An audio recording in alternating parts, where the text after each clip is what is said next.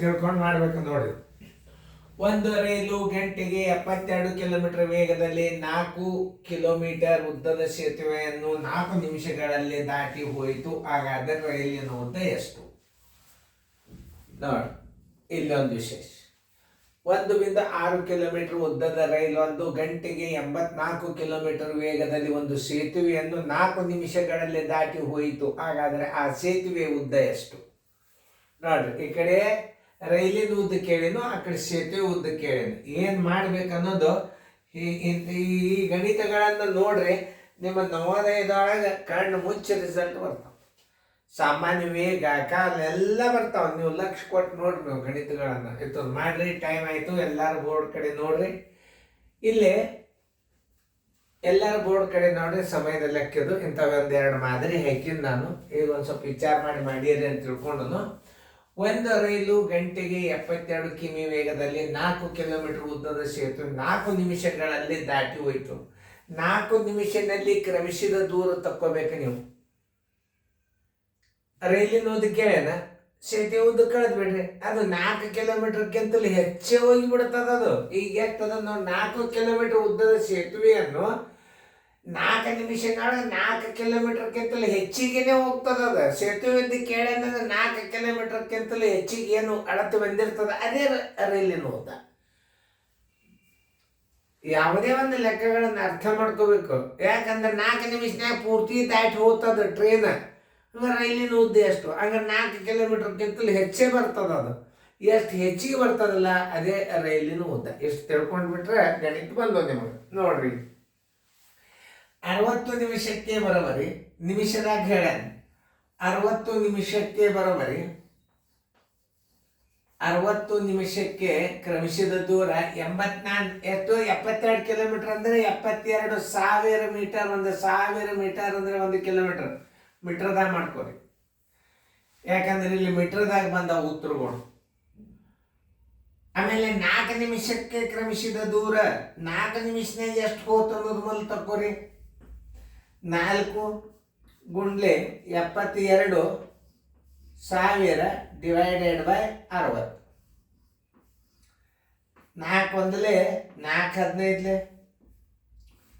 15 ಒಂದಲೇ 15 4 60 15 8 120 2 0.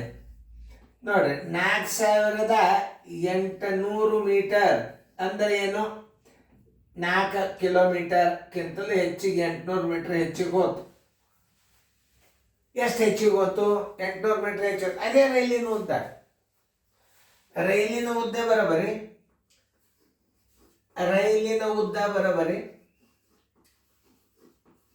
ರೈಲಿನ ಉದ್ದ ಒಟ್ಟು ಕ್ರಮಿಸಿದ ದೂರ ಕಿಲೋಮೀಟರ್ದಾಗ ಮಾಡ್ಕೊರಿ. 4.800. ಸೇತುವೆ ಉದ್ದ ಎಷ್ಟು ಹೇಳೋಣ? 4 ಕಿಲೋಮೀಟರ್ ಉದ್ದದ ಸೇತುವೆಯನ್ನು 4 ತೆಗೀರಿ. ಯಾಕೆ ಸ್ಥಾನ ಬೆಲೆ ಕೊಡ್ಬೇಕು, ಮೀಟರ್ದಾಗದ. ಬರೋಬರಿ 0.800. ಇದಕ್ಕೆ ಕಿಮಿ ಅಂತ ಬರೀರಿ. ಯಾಕೆ ದಶಮಾಂಶ ಕೊಟ್ಟಿರಿ ಈಗ ನೀವು? ಕಿಮಿ ಅದ ನೋಡ್ರಿ, 0.800 ಇಲ್ಲ. ಇದನ್ನು ಮೀಟರ್ದಾಗ ಬರೀರಿ. 0 ತೆಗೆದು ಬಿಟ್ರೆ ಇದು 800 ಮೀಟರ್ ಬರೀಬಹುದು. ನೋಡಿ, ಎರಡೂ ರೀತಿಯಿಂದ ನಾಲೆಜ್ ಕೊಟ್ಟದ್ ನೋಡಿ. ದಶಮಾಂಶ ತೆಗೆದ್ರಿ ಅಂದ್ರೆ 800 ಮೀಟರ್ ಆಯ್ತು. ಉತ್ತರ ಸಂಖ್ಯೆ ಎ. ಇದು 0.8 ಇತ್ತು ಅಂದ್ರೆ 0.8 ಇಡ್ಬೋದು, 0.800 ಇಡ್ಬೋದು, ಬರೀ 800 ಮೀಟರ್ ಇಡ್ಬೋದು. ಉತ್ತರ 800 ಮೀಟರ್ದಾಗ ಇಟ್ಟನ ಉತ್ತರ ಇದೇ ಆಗ್ತದೆ. ಇದು 0.8 ಅಂತ ಇಟ್ಬಿಟ್ಟಿರ್ತಾನೆ, ಅದಕ್ಕೂ ಹಾಕೇಬೇಕು ನೀವು ಉತ್ತರ. 0.8 ಅಂದ್ರೂ ಒಂದೇ, 0.800 ಅಂದ್ರೂ ಒಂದೇ. ಆದರೆ 0.800 ಇಲ್ಲ, 0.8 ಇಲ್ಲ ಅದ್ರಾಗ. ಅಂದಾಗ ಅದನ್ನು ನೀವು ದಶಮಾಂಶ ತೆಗೆದು ಮೀಟರ್ದಾಗ ಮಾಡ್ಕೊಳ್ಳೇಬೇಕು. ದಶಮಾಂಶ ತೆಗೆದ 800 ಮೀಟರ್ ಆಯ್ತು. ಉತ್ತರ ಸಂಖ್ಯೆ ಎ. ಇದೇ ಮಾದರಿ ಮೇಲೆ ಮುಂದಿನ ಲೆಕ್ಕದ ಮಾಡಿ. ಅದನ್ನು ಸೇತುವೆ ಉದ್ದ ಕೇಳೋಣ. 4 ನಿಮಿಷದಲ್ಲಿ ಕ್ರಮಿಸಿದ ದೂರ ತಕ್ಕೊಂಡು ಬಿಡ್ರಿ ನೀವು. 1.6 ಕಿಲೋಮೀಟರ್ ಉದ್ದದ ರೈಲೊಂದು ಗಂಟೆಗೆ 84 ಕಿಲೋಮೀಟರ್ ವೇಗದಲ್ಲಿ ಒಂದು ಸೇತುವೆಯನ್ನು 4 ನಿಮಿಷಗಳಲ್ಲಿ ದಾಟಿ ಹೋಯಿತು. ಹಾಗಾದರೆ ಸೇತುವೆ ಉದ್ದ ಎಷ್ಟು? ಒಟ್ಟು ಅದು ಕ್ರಮಿಸಿದ ದೂರದಾಗ ರೈಲಿನ ಉದ್ದ ಕಳೆದ್ ಬಿಡ್ರಿ, ತಾನೇ ಬಂದ್ಬಿಡ್ತದ. ಮಾಡೋದಾತ್ಲ? ನೋಡ್ರಿ, ಇದನ್ನ ಸರಿಯಾಗಿ ನೀವು ತಿಳ್ಕೊಂಡ್ರಿಲ್ಲ ಇದನ್ನ ಭಾಳ ಚೆನ್ನಾಗಿ ತಿಳ್ಕೊರಿ. ಇದು ಬಿದ್ದೇ ಬೀಳುತ್ತದ ಪರೀಕ್ಷೆ. ಸೈನಿಕ್ ಸ್ಕೂಲಾಗ ಬೀಳ್ತದ, ನವೋದಯದಾಗ ಬೀಳ್ತದ, ಡೆಫಿನೆಟ್ಲಿ ಬೀಳೋ ಗಣಿತಗಳು ಇವು. ಓಕೆ, 1.6 ಕಿಲೋಮೀಟರ್ ಉದ್ದದ ರೈಲೊಂದು ಹೇಳೋ ಮುಂದೆ ಎಲ್ಲ ಕಡೆ ಬೋರ್ಡ್ ಕಡೆ ನೋಡಿ. 84 ಕಿಲೋಮೀಟರ್ ವೇಗದಲ್ಲಿ ಒಂದು ಸೇತುವೆಯನ್ನು 4 ನಿಮಿಷಗಳಲ್ಲಿ ದಾಟಿ ಹೋಯಿತು. ಹಾಗಾದ್ರೆ ಸೇತುವೆ ಉದ್ದ ಎಷ್ಟು? 4 ನಿಮಿಷನಾಗ ಕ್ರಮಿಸಿದ ದೂರ ಮೊದಲು ತಕೊಂಡು ಬಿಡೋದು. ನೋಡ್ರಿ, ಈಗ 60 ನಿಮಿಷಕ್ಕೆ ಬರೋಬರಿ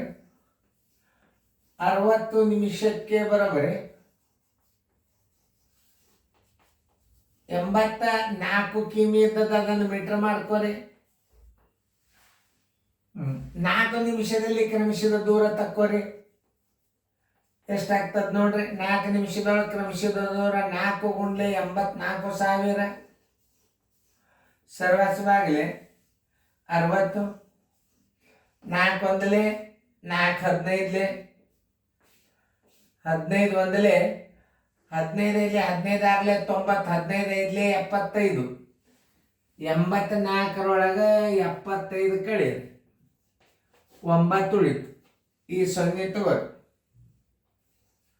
15 6 90 ನೋಡಿ, 5600 ಮೀಟರ್ ಹೋಯ್ತು. ವಿಚಾರ ಮಾಡ್ರಿ, 5600 ಮೀಟರ್ ಹೋಗ್ಯದ. ಅಲ್ಲಿ ಏನು ಹೇಳನವ? ರೈಲಿನ ಉದ್ದ ಕೊಟ್ಟು ಬಿಟ್ಟಾನ. ರೈಲದ ಉದ್ದ ಅದರ ಕಳೆದು ಬಿಟ್ರೆ ಮುಗಿದೋದು. ರೈಲದ ಉದ್ದ ಕಳೆದು ಬಿಡ್ಬೇಕಾದ್ರ ಏನು ಎದರದು? ಸೇತುವೆ ಉದ್ದ ಬರೋಬರಿ ನೋಡ್ರಿ. ಸೇತುವೆಯ ಉದ್ದ